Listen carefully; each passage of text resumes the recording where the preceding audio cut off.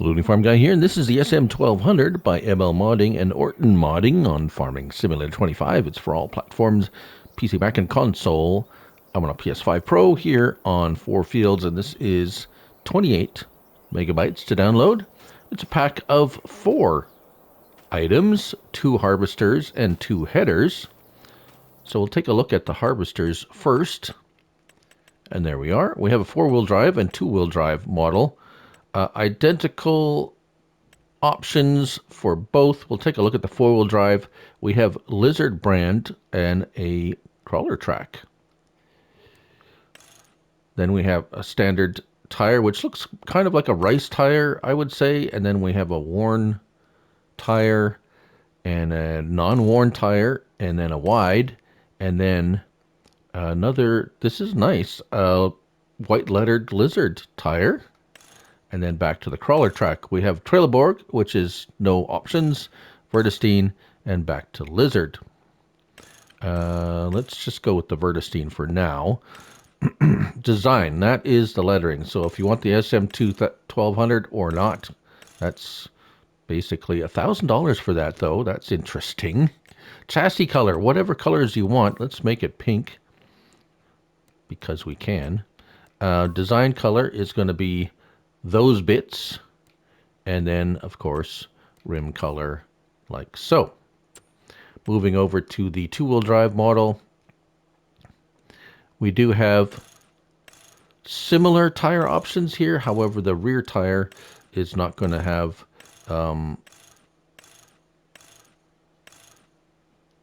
change as much.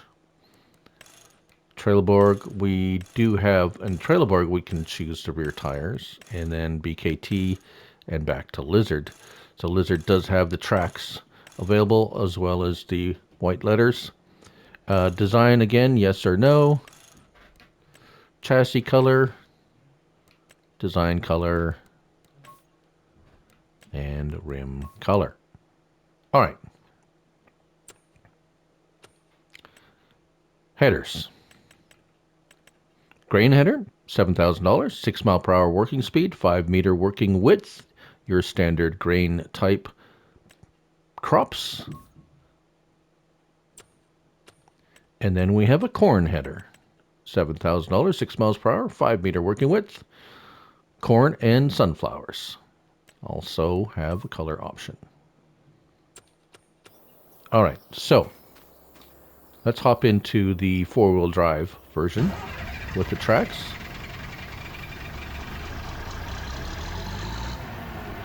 Has a little bit of a startup procedure there. Can't move it until it finally gets going. The tracks have a particular metal track sound to them when driving around. It is quite peppy. It goes.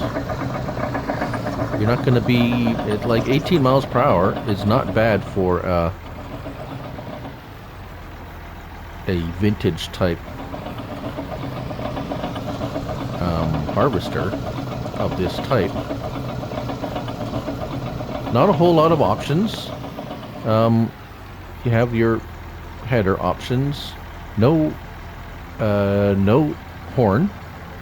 We have lights, so well lit actually. Nice black smoke out of the exhaust pipe, which is correct. Although it could be a gas engine with this. I don't know if they had diesels commonly. I don't even know if this is an actual real model of something or just a vintage looking version.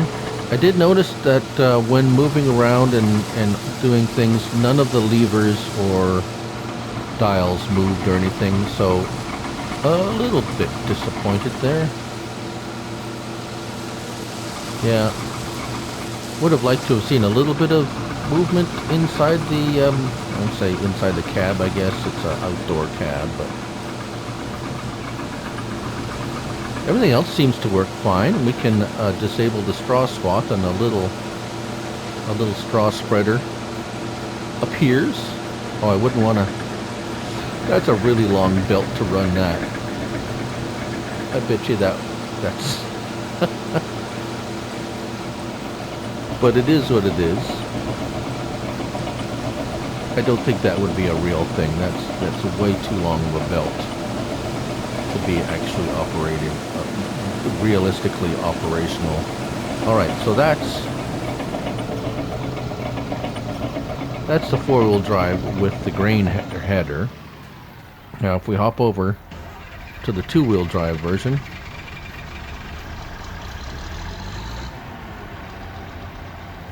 there we go.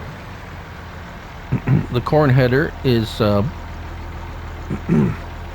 has these pointy things on the front to indicate that yes, it is a corn header and not a grain header. And if we go ahead and go into the cornfield, if we take a nice close look in cab, I would have liked to have been a little bit more forwards in cab, but that's being picky. The nice animation on the corn header, the corn cobs going in, is nice.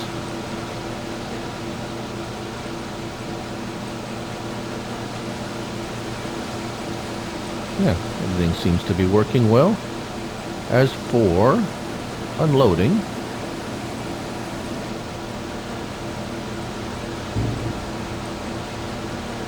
there we go. Pretty good speed on the unloading speed. Of course, the capacities, 2,500 liter capacity for the hopper. And there it is. The SM 1200. Thanks for watching. Bye now.